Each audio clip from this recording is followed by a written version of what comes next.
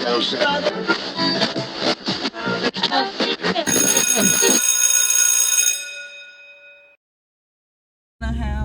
a real, I guess, change within, the dynamic of the people we want to work with, because the world is big. The world is so big to want to change the entire world. You know what I'm saying? Like, but I'll be happy. I'll be happy with focusing on where I'm at. You know what I'm saying? Wherever I am, I want that to flourish if possible. But but I think that's also a weight that we bear, wanting to have an impact, wanting to leave your mark, wanting to feed into your legacy, want to advance, this vision or this picture, this ideology, wanting to be associated with that, with your work and your efforts. Like, I look at it like your legacy. Like, so my legacy would be who is versus who I am, Artemis. So it'll be, so I got on my board. It's kind of crazy that you said that. It's who is versus Artemis. Are you more of your legacy, or are you more the person who put on? You know what I'm saying? I like that. Hey, y'all. Y'all know me. I'm Artemis Caldwell, founder and CEO of Who Is Incorporated, brand new LLC. That one. This is another, hold on, y'all. I'm so excited right now. Everybody, this is another episode of Who's Talk Podcast, where conversations get deep and intellectual. On this episode, y'all, this is a special segment called P.B.P. I'm talking with Innergy, y'all, the person behind the passion, the queen, the lyricist, the Miss Word Up herself, pen to paper. I mean, hey, look, I ain't even gonna say too much. Y'all see her, she representing, always beautiful. Man, look, everybody, Energy. Hey, word up. Yeah, hey, thank you for coming on, man. Thank you for having me. This is dope. This is dope. Definitely glad to be on it with such an amazing, dope individual like yourself. Hey, look. Thank you for coming. No doubt. This is fun. Yeah. We're rolling.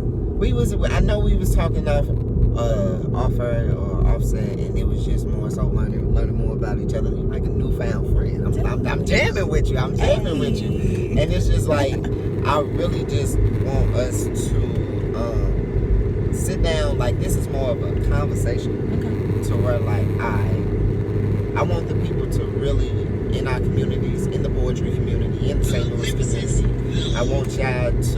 I really want y'all to get to know us. Or not even me, y'all already know me. I want y'all to get to know her, because y'all, she's phenomenal. I'm talking about a woman that's pushing the culture in St. Louis, that's for real, putting the pen to paper, like, ideas going crazy. And then on top of that, what I love about this, and why I had to get her on the show, y'all, she from St. Louis, and then on top of that, she don't got that hate culture. She helped everybody out, and when I say that, I mean, when you go to these shows, Word Up, every Tuesday from 8 to 11, y'all, like, at Legacy, ain't nothing but love. She do her thing. Shout out Lewis Confliction. Squad. Yeah, y'all both turn the stage up, baddest hosts in the duo in St. Louis, and I can't do nothing but help, like, look up to you. Like, for real, like, artist to artist, like, poet to poet, like, hey, man, like, for real, I know that, like, you've been in the game, you helped me out with my writing, you know what I'm saying, and it's just, like, if I could, like, I know, that not on, like, I told Lewis, like, not on no disrespect, but I know if, like, I'm in a slam with y'all, I gotta bring it, you know what I mean, like, it's on and popping, I'm trying to, like, yeah, we cool, we cool, but I'm trying to put it down, you know? That's so funny. Yeah. But again, thank you for coming out. But we gonna skip past all the favorites and all that good jazz and all the smiles. Let's start off with a very big question, and then we're gonna work our way down. Who is Energy? Where did this alter ego come from? Well, Energy's not an alter ego. Okay. I like to say that Energy is her sage on. Energy is, to me, all of the best parts of myself. So, if I could co-create a perfect environment where everybody felt the way I wanted to feel, and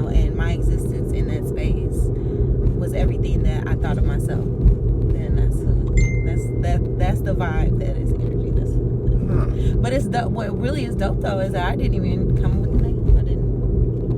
I did not. All right. I actually, when I first started performing, I was Daisha Jean. That was my. Say it one more time. Daisha Jean. That's Daisha my first Jean. middle name. Okay. All right. All right. And so that was cool, but I had my best thoughts in the shower. Okay. Water sign, gang, shout out to All right. water signs. But I had my best thoughts in the shower. When's your birthday? It's coming up. Yeah, it's in October.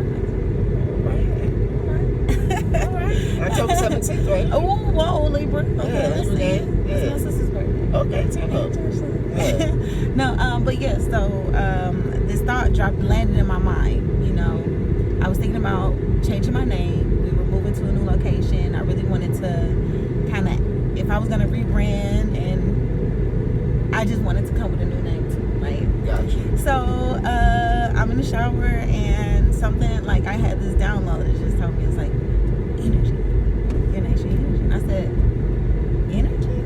I like literally had like a moment, right? Okay. I had a moment. All right. I hopped out the shower. I stood in front of the mirror, and I just looked at myself. And I looked myself straight in the eyes. And I didn't say anything, but there was this second voice that said, who are you not to be?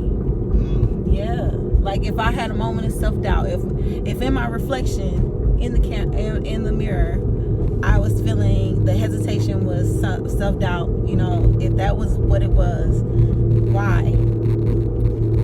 You know, and it just was like, okay, I didn't have an answer. Or I did have an answer, but the only answer that there was that, you know, I could have been afraid. And then when I thought of all the things that could happen, I also had to accept the fact that none of those things had actually ever happened. Yeah. So it's like, are you nuts? Like, don't be crazy. Yeah. Take the name. Everybody says it's something about your energy. You got such good energy. They love your energy. Your energy. And your hair. I always remember your hair. Yeah, it was always something new. Like, yeah, when I first met you, it was like an afro. Like, it's basic. Yeah. When you're on stage every week, you definitely want to. I mean, I like that people have a consistent look. I think that helps. But my consistent look is to look different. Every time, yeah. Like an Erykah Badu mix. Hey, yeah. I'll take that. Yeah. I'll take that all day. I'm heavily influenced by that genre of art, that era of artistry. And so, like literally, I say that Erykah and Lauryn Hill, they burn me. Because I see you burning sage. So tell me about, sage, what I'm understanding is more so spirituality or touch or being in touch with your spirit. Well, absolutely. I mean, considering, you know, most people be like, she heard voice in her head, she nuts. You know? If you ever have stopped talking and can still hear your voice in your head, it's kind of the same thing. Sure. So, you know, something in there. Yeah. It's an exercise with KRS-One where he asks a group of students, he holds a rock star can up. Mm-hmm. And he has everyone say rock star out loud. Okay. And then after that next part of the exercise, he says, oh wait, don't nobody say nothing. Now say rock star. And everybody in the audience could hear yourself say rock star. And then he asked the question, but your mouth didn't move. You see what I'm saying? But you heard it though. You heard it clear as day. So now he started like redefining what is sound. You know what I'm saying? Like, because here it is, like with poetry, it's so many ways you can take it. Yeah. You know what I'm saying? Yeah. Well, we can move an audience. So that listening part is, like I said with you, when you up there spitting and you doing your thing, even if a person miss it, you got that effect to where it just pull you back in. Like, dang.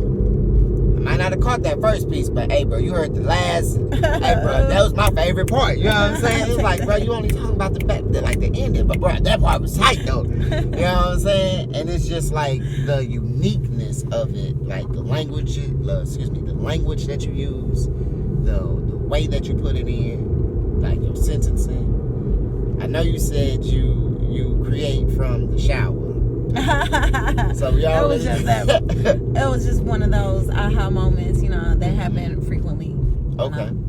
Immersed in the waters, get the creative juices flowing. Okay. Yeah. What's your first memory of poetry? Like, give me how did you start writing? Did somebody get you interested? Like, where's that story? I definitely am working on articulating my journey a little better. But Okay. In reflection, I definitely realized I've been writing poetry my whole life. I was published in my high school newsletter. Okay. I actually became one of the editors of the newsletter. I was always in drama and creative arts. I really not like high school drama. Yeah, well, not high school. No. In middle school, I definitely went hard. We did a lot of touring and events. We always were doing some performances. And actually, the class that I graduated with, were a lot of us have excelled in the musical arts. There's a brother named Chasma Ali. He's an opera singer.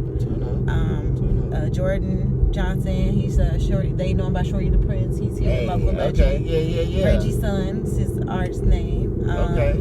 Let me think. I mean, it's so many that I could spend the rest of our rolling around naming. But it ended up being, one of those things where it's like, wow, I didn't decide that I wanted to pick the pen back up until I was 24.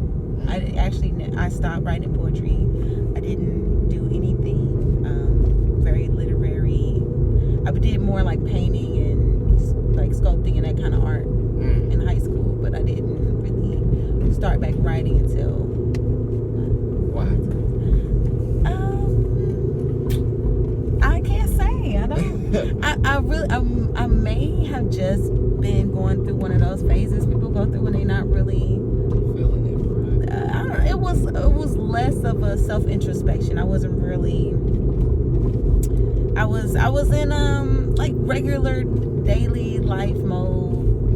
I was very regular as well. Regular daily. I wasn't always, the unique. I would say. Let me take that back. I think everybody in their own individuality is unique. Right. But I think that as far as like really embracing my vibe and not feeling like I was too much or I was extra or trying to like dim my light so that I could fit in around other people. Being comfortable with That's what it was. And so it wasn't that anybody stopped me from writing. It was just not being stimulated artistically that kept me from taking that time out for myself. And then I also have kids. So around that time I was going through all the things that come with, being a mom, and I don't know, it just something didn't click until my mid-20s to get back into it.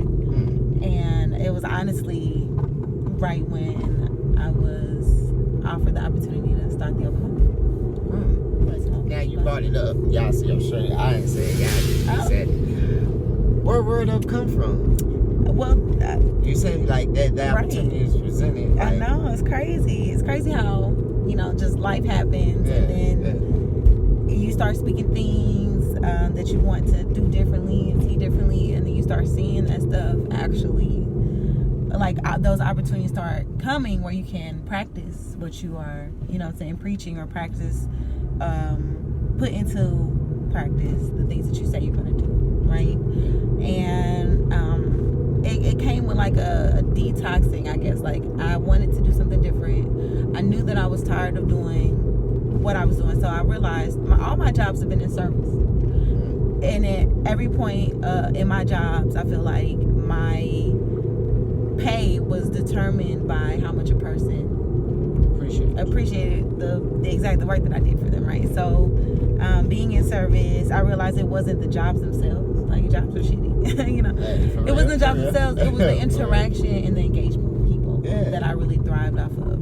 And when I started to do that detoxing with my diet, it actually led me to a detoxing in my mindset, and that mindset had me really wanting to reconnect with the things that made me feel alive. And that was a fun, period of time where, I went to gifted schools my whole life, and to be, very creative and artsy all of that time, and then to kind of, I don't know, it's just like a dark ages. It's like a dark ages where it's like you really just are doing what everybody else is doing, and everybody is like, the crazy is the norm, Yeah. And if you're not crazy, then you're boring and you're square, or something. And so just the kind of ridicule that even came with the detoxing, though, because I realized it was only then that I realized that in some ways I felt like I was under attack, like being able to be myself and feel comfortable in my own skin. It drew a lot of attention to me, and in that attention it also drew a lot of confrontation, because I had this really bright, energy, and it made people, I don't know, it just made people are very vocal, even when you don't really solicit their opinion. True. And so it's just, when you live in a society that doesn't have a community that doesn't have a problem telling you what they think about you, whether you ask for it or not, and even family that will do the same thing whether you ask for it or not. And so when you don't know how to really engage them in their energy, you find yourself trying to defend yourself and feeling defensive, and it gets exhausting. So when you look up, it's like, do you avoid that by dimming your light so you don't draw attention to yourself, so people don't say anything to you? You know what I'm saying? So I think that dark ages is kind of like where I felt my most insecure. And when I emerged in my mid-20s, I felt like the detoxing and removing myself from those spaces, and saying that I don't have to be around people that make me feel that way. That there's people out here that can accept me for where I'm at in my life and who I am, however that comes off. And those are the kind of people I should be around. So it makes sense, but it's hard when you realize that it's people that you really, really love that, It's the learning process. It sucks. That's all it is. It's the learning process where you got to find out who friends or your friends. Like, if everybody that process sucks. I feel that. So Word Up came from just going through that. And then wanting to make a change. I got more involved in finding my tribe. Where is my community? Where are people that care about recycling and eating and composting and growing their own food, and reading and unlearning the things that we have been indoctrinated with, and learning all kinds of things, on all levels, ascension. And that led me to a lot of community service work. I joined an organization that was very boots on the ground, very solution oriented, and it was a lot less talking and a lot more doing. And I found myself, really enjoying that. That was like my thing to do. I did a lot of volunteering, and I turned around and was one of the first people at the shooting, at the Michael Brown shooting. And it just was such a pivotal point. It was the second pivotal point I had that year, because I ended up getting jumped by 3 Maplewood cops in front of Walmart. Yeah, it was crazy. What? It was crazy. Long story short, speaking out about that really helped me find my voice.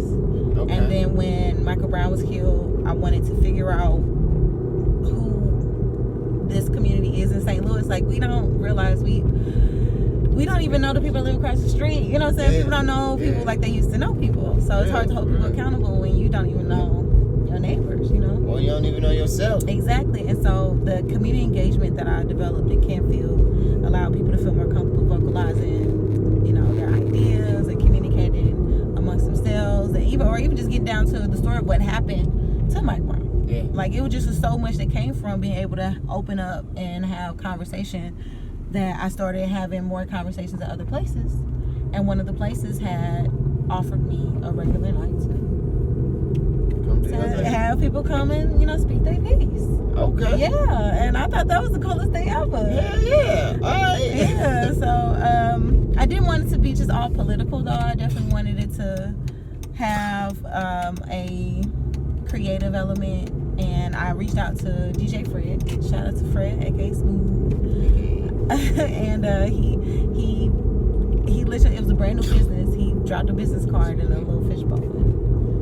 And I pulled it out and was like, oh, there goes my DJ. And he showed up that first day and stayed with me for years. He stayed with me for, I feel like 4 years. Yeah. Okay. 4 years. We've had a few DJs.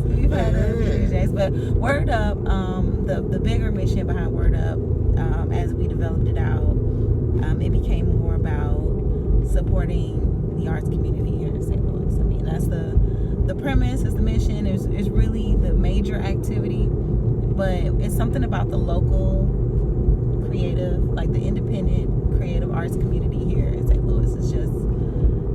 It's a whole nother world. It's a whole, and it's beautiful. It's so beautiful.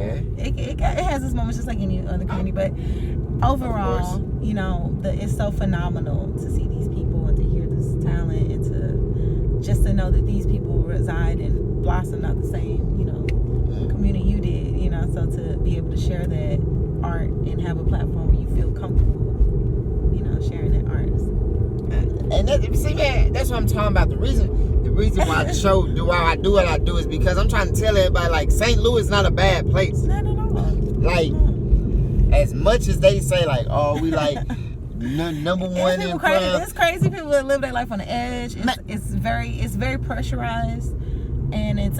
But we heard, me and you heard, we alive and still doing great things. I feel you. So like, I love St. Louis. You can't say nothing bad about my city on the tip of, like, because we, as much love as you got, like, always, not like throw in competition, but like you always say, like, everybody want to be from Atlanta. Everybody always yell out ATL. Like, we STL. You know what I'm saying? Like, and then no disrespect, but it's just be like, where's like black communities on the tip of, like you said, what is this community about? Alright, we all listen to rappers outside of us, this and the third, but are we really a community of gang violence, or not necessarily even gang violence, just ignorant violence? Because only 8% of African Americans or black Americans, however you want to classify, as gangbang. So not even everybody who put on that facade is a tough guy. You work a 9 to 5, but yet you listen to music that's like that put you in that trance to, oh, I want to go do something, and then access to the drugs. So now, like, the music telling you to just have a high tolerance. All right, so now you feel you the baby. I got it. You know, I feel it, but not really, because your real name is Charles, not C. Murder. You know what I'm saying? Like, I know you. We went to school together. You know? I mean, but do you really know a person, though? Yeah, true. But I know your heart. You know a person's heart if you went to school with them. Like, on the tip of, like, my school was very small. Okay. So I graduated with 60 people, 68. Oh, wow. Yeah, so, and I'm talking about from 6th grade to high school. So from 6th grade, I know my principal know my name, first, last, almost my social security, know my mama name, like, know the whole 9 yards, right? That's so funny. And it's just like the facade. I'm more scared of the person, of the man who is trying to be from the Peabodys versus the dude from the Peabodys. And the dude trying to be from the Peabodys is willing to do any and everything to say he from the ghetto. Got it. You know what I'm saying? Versus the dude from the ghetto is like, I'm not even trying to put on no front. I'm just living. This is how I am. Okay, you right. know? I'm a product of my environment. I'm a believer in the duality of nature and nurture. You know what I mean? Just as far as knowing that there are some things that we inherit genetically, you know, like a genetic predisposition to certain things, but then to also realize that there are stimuli in our environment that help trigger, you know, the awakening, you know, those genetic, you know, curses. So you look up and you're like, oh, well, if I wasn't in this situation, I really hate the phrase crabs in a barrel. And they say that is one phrase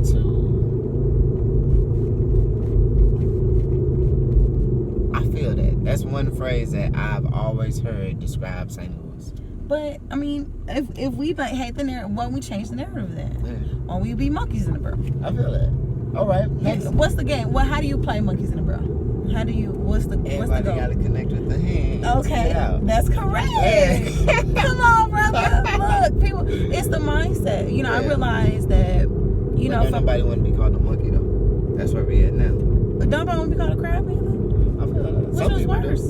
Some people do. We're just talking about gangbanging. I'm just saying. At this point, I think they laugh at themselves. You know, I don't really think that they even take themselves seriously. I feel that. Yes, you know, because I think that even the gang lifestyle comes from the lack of male leadership in communities. So when young men have to get together in groups of, you know, abandonment and trauma bond, what kind of you can just imagine the pain monster, you know, that's created when you fuse all those energies together. True. So we have a mission to dismantle what we perceive to be, you know, white supremacy and, you know, racist constructs that oppress black people. But we also have to strategize on how to deal with the symptoms, you know, of the effects of, you know, those types of realities, those types of paradigms.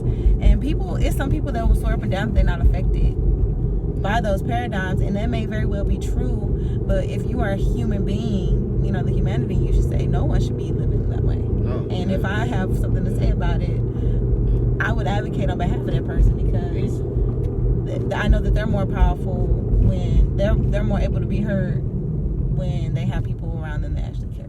Poetry. What else would you be doing? Because we talking about politics now, the black community. Well, that's a part of my mission. You know what I mean?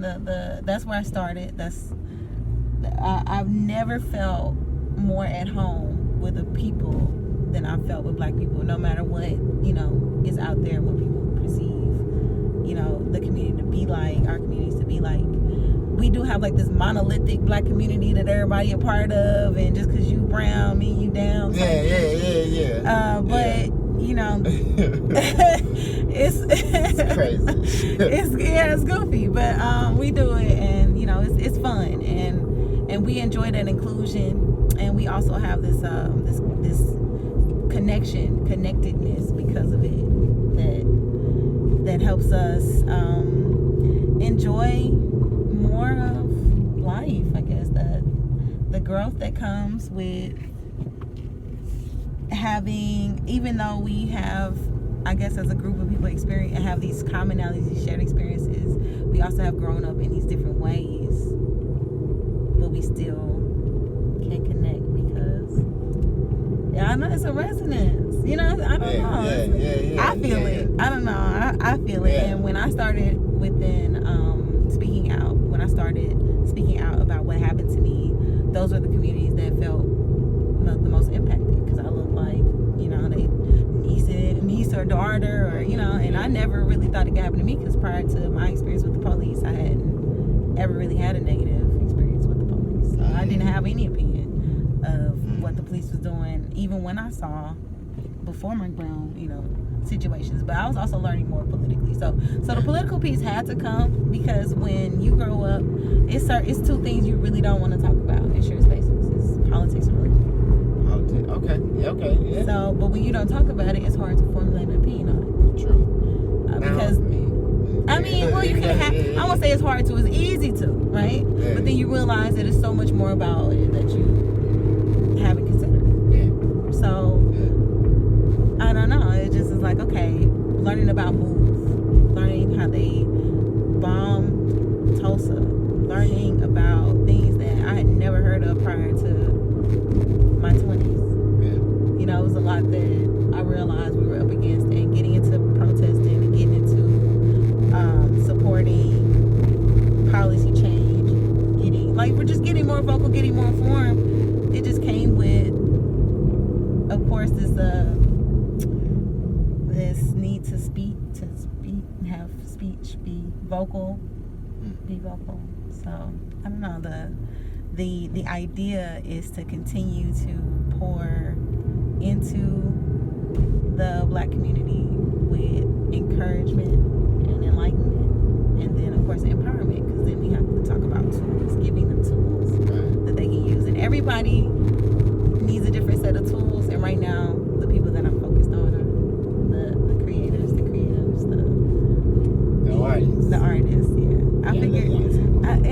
I'm gonna say this, and I know it might not be the nice thing to say, but I realized that even in my earlier time before I started the open mic, I was trying to get people engaged. I really want them to see how important it was for them to use their voices to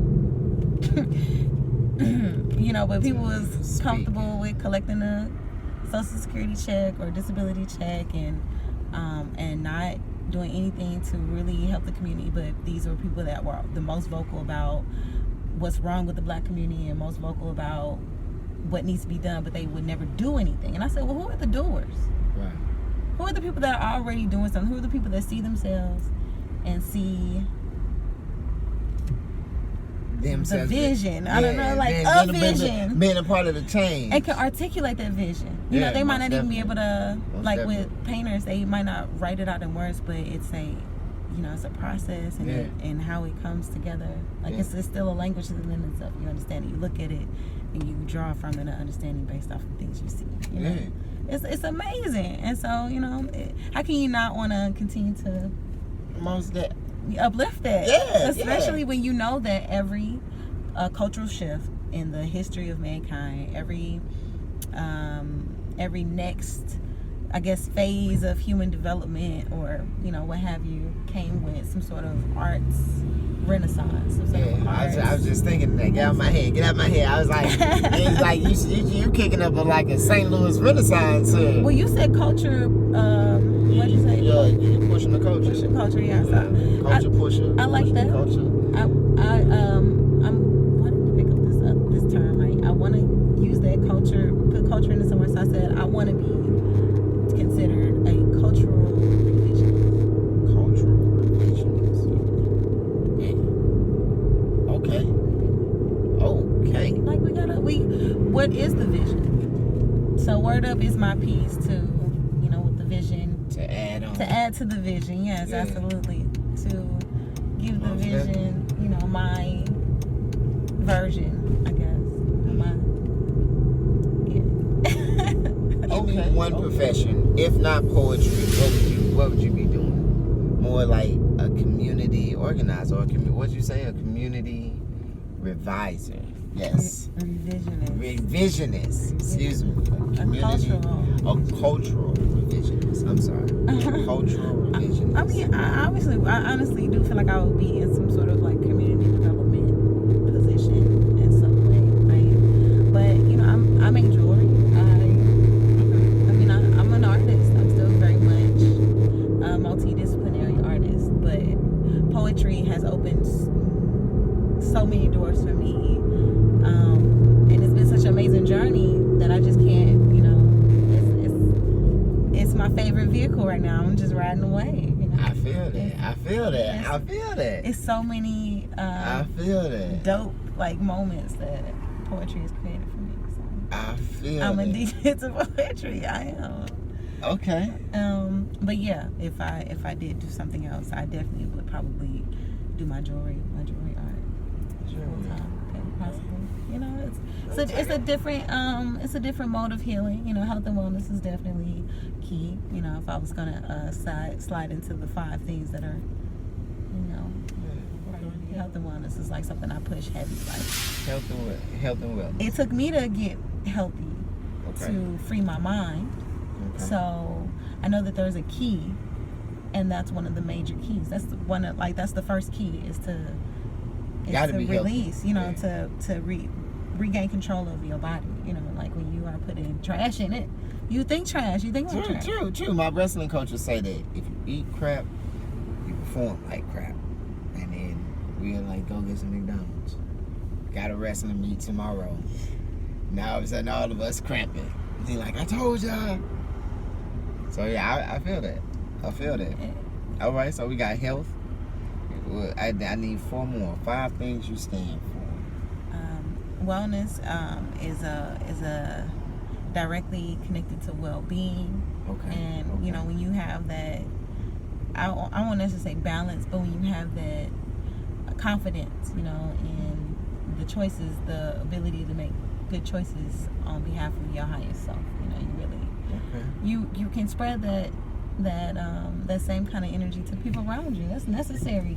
It is. That's so necessary. That to have is. It people really is. that have well-being, that feel peace. That aren't always anxious, aren't always stressed out, aren't always complaining and upset. That kind of energy is just a. Think about it. Get on, look, burst some more stage on that. So yeah, well-being is definitely paramount. Health, wellness, well-being. Well-being, yes. So I'm all about equity. Equity. There's a fair share in things. It's not always about everybody getting the same, but people realizing giving credit where credit is due, and realizing that there's a currency that's more than just exchange of money for goods and services. There's a energetic flow of energy that needs to have this good reciprocity. So throw that the reciprocity piece.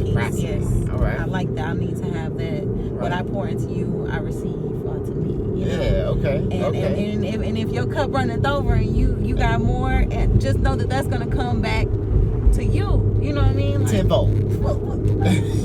Come on. So reciprocity is definitely something that is really key.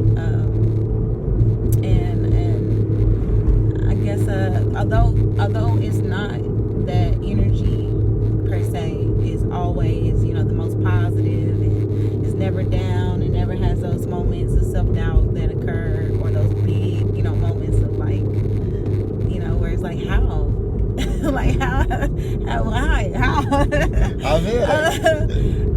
there is that realization that life is not a linear thing. It has peaks and valleys, and those valleys help you appreciate when those peaks come.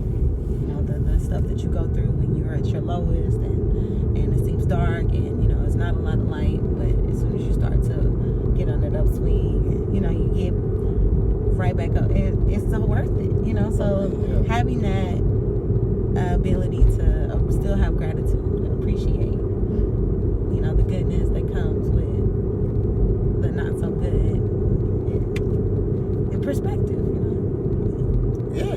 I'm feeling all that. Yeah. Gotta have that. Gotta have it. So I think those are my 5. Health, wellness, well-being, equity, and I said reciprocity, but we wrapped up on reciprocity, and we wrapped up on just exchanging of energies for real, and just. But Word Up is on Tuesday. Yeah, Word Up is on Tuesday, y'all. Like Tuesdays I said, and Sundays now. Yeah, like I said in the beginning, on Tuesdays. Hey, no, you got it. I mean, you can check out this amazing guy doing some amazing performances on our Sunday night stream. We have videos on our Facebook page, so please add Word Up Open Mic. Support your local arts community. Support your local arts open mic platforms. Share the word. Let people know it's places and spaces that are dedicated to the healing and the upliftment of arts community. We really want to continue to engage. We know that people are nervous, so the Sunday nights are our answer. We stream local artists that we love, that we've seen do their thing and have this ability to hit y'all and y'all heart at home, and this brother right here, he's been singing my praises, but this guy's crazy with bars, period. But these stories and these metaphors and but y'all can see for yourselves if y'all would add us, Word Up Open Mic on Facebook. You said you averaging like 2,000. We did. We hit 2,000 views this last Sunday. So tune in. It's a lot of people looking for local entertainment. Come on, man. That's what's up. St. Louis again, putting on for your city. Just again, a woman that's pushing the culture. Like mugs. It's like you said, it's different. You're not to say you're not doing it for money. Please do. I know you get paid. I know you get paid. If y'all see what I say, I know you get paid. But it's on the tip of like, you doing this, hey man, I know y'all need this. Like as an artist, I appreciate that because it's different from just writing and just keeping it in the notebook. It is. You know what I'm saying? Like sometimes you want to just go out and like perform perform it or just say it. Like sometimes the words are too heavy for the page. It's no pressure though. You know, I feel like if you didn't come to perform, someone may perform that's going to inspire you to come back, or to maybe even if there's space on the list. And that's what I'm telling you, y'all. Like, it's so fun and so crazy. It fill up in like the first 30 minutes. Oh, well, 10. I say 10. I've been there a couple of times. Like, dang, we just got here. And it's just like, but that's where people, man, y'all, she not only pushing poetry, she pushing comedy, she pushing singing. We had, shout out Miss Bell, the violinist. Is like the shows, the talent that's in St. Louis. And yes, violins, saxophones, guitars, drums, pianos. We love just all performing art, and we even showcase live art as well. So we want to support all art, period. Like artisans, we have local crafts people who come in with custom pillows, jewelry, masks. We try to support. We really want people to know that there are spaces where they can show support and get so that's the but yeah, word up. Tuesdays and Sundays, and the best way to know what's happening is to add us. I'm going to say that like 3-4 times. Add us on social media. Please. You can add me too. Right? Yeah. You can add me too. Energy. I spell that INNERGY. Yeah. Like inside you, inside your part. body, energy inside it. That part. And it's Energy in Me on all social media. Before we get out of here, last question. Everybody know I'm good for this one. Great for this one. Give me one word to describe your life. You talk so heavily and so rich about uplifting, empowering, being a resource to your people. Give me one word to sum up everything that you went through.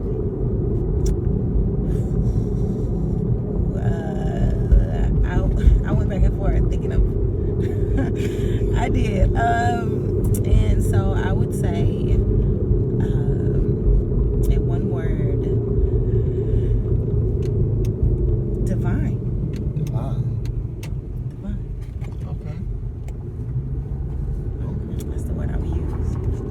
Now you're gonna have to give me more than that. Well, you said it one word. Yeah, one word. Okay, divine. Like divine. When you step into your light and your passion, your purpose, like doors just open up for you that you never would have.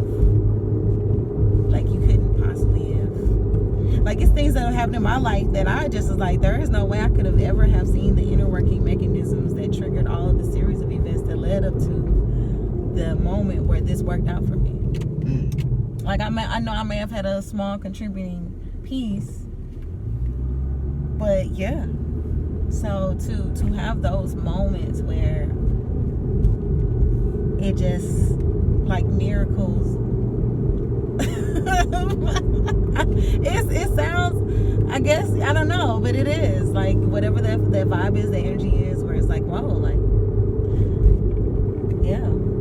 So you telling me you witnessed miracles all the time. all the time? Every Tuesday and Sunday.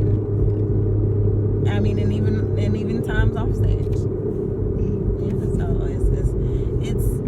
it's humbling, but it also reminds me that there's a divine path that is paved for everyone, and when you are doing the things that speak to that, it'll align itself with what needs to happen next. So I found that the years that the dark ages I call those years I spent in the dark, I wasn't following my path. I wasn't looking within. I wasn't listening to my inner voice. It was just you just going with emotions. I was following everybody else's path. Yeah, I was right. letting other people tell me what I should do and how I should do things, and when I just did it yeah. It didn't work out. It wasn't fun. It wasn't, and I couldn't. And even though I was listening to other people, the only person that I could blame for following the decisions was me. And so to have to deal with the repercussions of someone else's ideas, it's like if I'm gonna have something happen to me, I'm gonna have it happen because I decided to do it. Right. Yeah. So then I can feel more responsible for what happens to me. And so, you know, the good and the bad, but it's been more good. My grandma always said, point of finger is always 3 to point back. So I always, my family is just real big on accountability. Don't blame nobody else. You should have did that. You know what I'm saying? So like I always find myself in like weird situations where like I wouldn't call nobody. I just do it on my own, and everybody be like, bro, why aren't you just? And I'm like, bro, my mind didn't think like that. They be like, bro, it's been like 10 times easier. I know. I just didn't think. But okay, you are so dope, bro. Like on the tip of like putting on for St. Louis, putting on for yourself. Like I know we ain't even like for real touch on it, but we talked about it off stage. Like putting on for your family, like to let everybody like. Oh man, yeah, we didn't, because you know I definitely see myself having like a statue. A statue? A statue? I take it back. Why not? We are artists. We create. You know what I mean? Like, let's be realistic. Just like you can go get a plate put on a trophy. You know what I'm saying? Just like you can go get a bust. You can get a bust made. You can get. Why wouldn't you? Why not? Immortalize yourself in history, brother. I feel that. Exactly. A statue? I ain't never thought of that. Why don't black parks in St. Louis have sculptures? Why don't they have statues? That's something to think about. I definitely have been pondering for the last 4 years, and we are the artists. We have to be the change we want to see, right? That's right.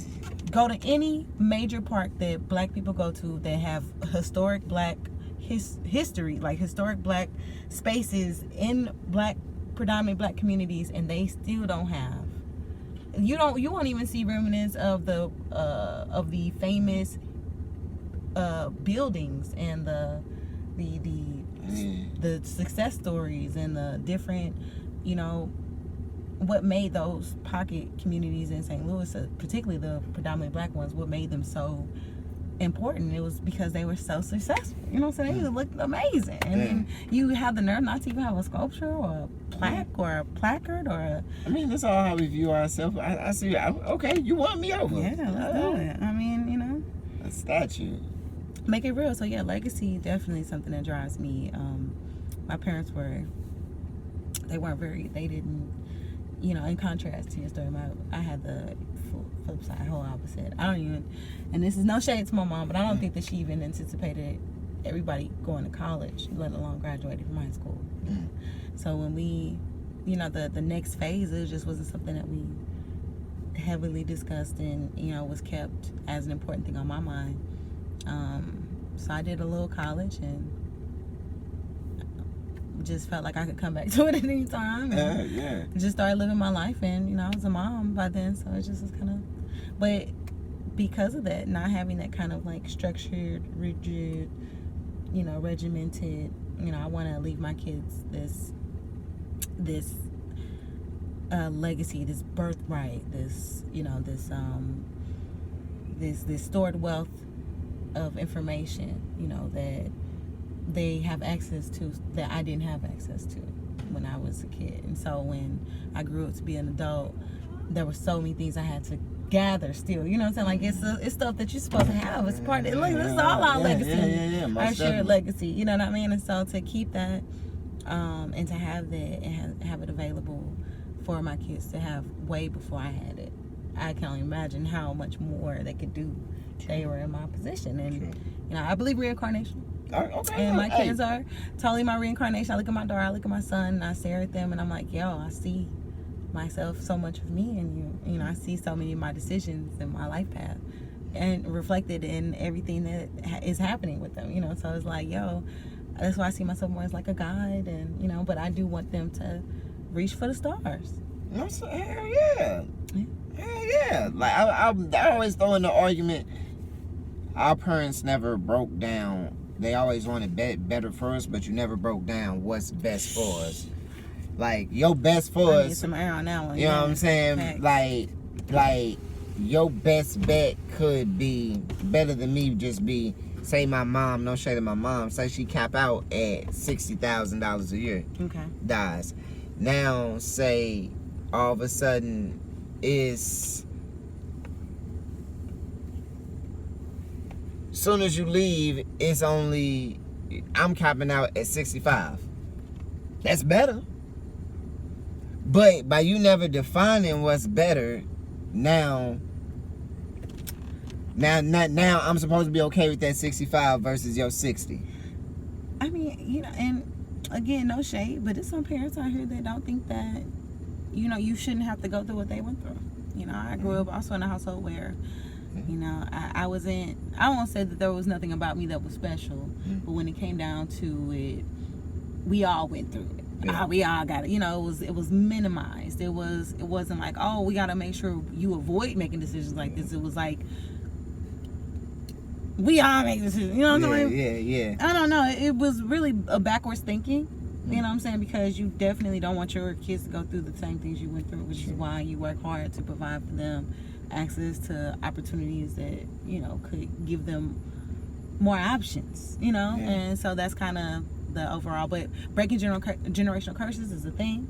Yes, it is. And that is a very much a generational curse. The mindset and the lack of nurturing that comes into developing a child's inner self, you know what I'm saying, and helping them feel like they have access to the resources that will help them fulfill the vision that they have for themselves, because it's not even just about what the parent wants to do with the child and the potential the parent sees in the child. That's like getting a mate and seeing the potential in the mate and really loving that, but they not living up to your expectations, so then you start treating them badly. You know what I'm saying? People do the same thing to children.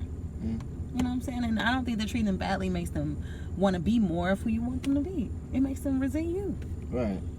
And honestly, to spite you, continue to be less of what you want them to be, because they're mad that you won't let them be themselves. Yeah, I was about to say, you're making it harder for them to find themselves because they're gonna be distracted by not liking you so much. You know what I'm saying? Or you making it harder for them because they won't do exactly what you want them to do and how you want them to do it and when you want them to do it. I'm like, look, I remember being a kid. I ain't like this shit. I ain't like it. So, you know, why would I do that to somebody? Yeah. You know what I'm saying? Yeah. Like, it's we preach to do unto others, you know what I'm saying? Or we be like, do as I say, not as I do. Boom. But monkey see, monkey do. You don't like being called monkeys, but I'm sorry. Look, we all look like monkeys. You know, it's a humanoid thing. It's the way your body's shaped. It has nothing to do with the color of your skin. And if you shave a monkey ain't even brown. There you go. hey. I'm just saying, like, monkeys are, you know what I'm saying, the same color as their hands. You know what I'm saying? Hey. And just some monkeys are, some monkeys ain't. Man, on the end note, like you said, tacking back to what life is, you helped a mentor of mine, shout out Harlan Smith Sr., he got me just looking at the philosophy of trees different. Like how you say life is just like ups and downs and valleys, and people believe it's supposed to go in a straight line. If you want to look at it with a tree, people believe like a tree trunk goes straight up and down. That's you growing. Like, let's just say you cap out, like, I am who I am at 18. I can add on, but who I am as a person, that cap out at 25, let's say that, okay? And then the different branches that sprout off that trunk from here to there are just different avenues of life. That's all. And then the things that say, like, it may be a situation of people that we go through.